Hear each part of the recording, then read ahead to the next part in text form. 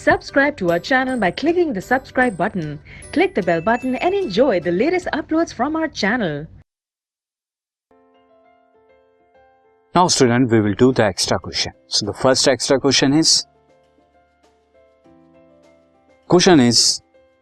this: the following is the distance timetable of an object in motion. एक object है motion में, उसका distance और टाइम यहाँ पे दे रखा है, डिफरेंट टाइम्स पे डिफरेंट डिस्टेंस कितना कवर किया. What conclusion can you draw about the acceleration? आप अपने इस टेबल से क्या कंक्लूजन ड्रॉ कर सकते हैं एक्सेलरेशन के बारे में?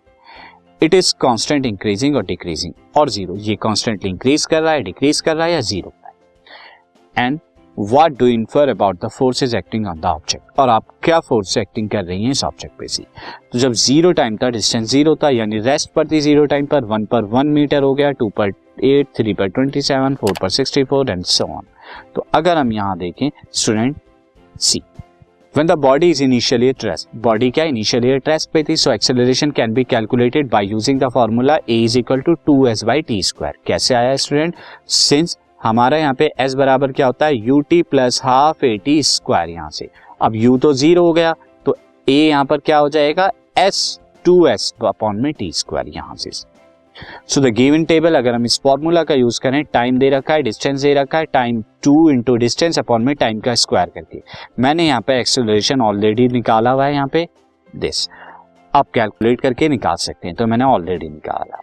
नाउ स्टूडेंट, टेबल से अगर आप देखें, from the table this, table से अगर आप देखेंगे student, from the table this table about, it is clear that acceleration of body is increasing with the time. Acceleration of body increase कर रहा है टाइम के साथ में, so that is it is moving with the variable acceleration.